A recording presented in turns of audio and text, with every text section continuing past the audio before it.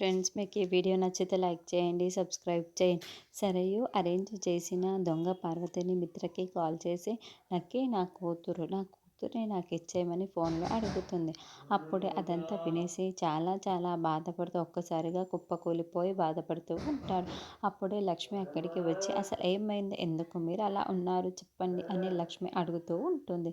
Lucky తల్లి Parvati call చేసింది, లక్కీని తనకు ఇచ్చేయమని అడుగుతుంది అని అక్కడ కాస్త దూరంలో అన్నం తింటున్న లక్కీని చూపిస్తూ చెప్తూ చాలా బాధపడుతూ ఉంటాడు.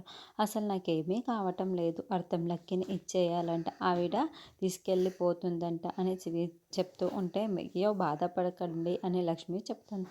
నేను తట్టుకోలేకపోతున్నాను లక్ష్మి, ఎలాగైనా లక్కీ నాకు దక్కేలా చెయ్యు, నా నుంచి దూరం కానివ్వకు లక్ష్మి, ప్లీజ్ లక్ష్మి అని మిత్ర చేతులను పట్టుకొని కాపాడుతూ లక్ష్మి అని నా ప్రాణాన్ని నాతోనే ఉండనివ్వు లక్కీ, లేకుంటే నేను ఉండలేను, దయచేసి నా ప్రాణాలను నువ్వే కాపాడాలి లక్ష్మి, నువ్వే నిలబెట్టాలి లక్ష్మి అని హక్ చేసుకొని ఏడుస్తూ ఉండటంతో ఏవండి మీరు ఉండండి నేను చూసుకుంటాను కదా అని అంతే లక్ష్మి అభయమిస్తూ ఉంటుంది. మిత్ర లక్ష్మిని హక్ చేసుకొని అలా బతిమిలాడుతూ ఉండటంతో మనీషా దేవయాని చాలా షాకింగ్గా చూస్తూ ఉంటే మనీషా కోపంతో రగిలిపోతూ ఉంటుంది.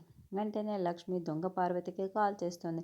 దొంగ పార్వతి స్పీకర్ని ఆన్ చేసి సరే యూపీఏ రాజు దగ్గర నిల్చొని ఉంటే మాట్లాడుతుంటే ఎవరు మీరు, లక్కీ తల్లి పార్వతి అయినా అని అడుగుతూ ఉంటే లక్ష్మి అవును లక్కీ నా కూతురే అని దొంగ పార్వతి చెబుతోంది. అవును, మీరు లక్కీ కన్న తల్లి పార్వతీయే అనడానికి గ్యారంటీ ఏంటి, సాక్ష్యం ఏంటి, నాకు సాక్ష్యం కావాలి అని లక్ష్మి నిలదీస్తూ ఉండటంతో దొంగ పార్వతి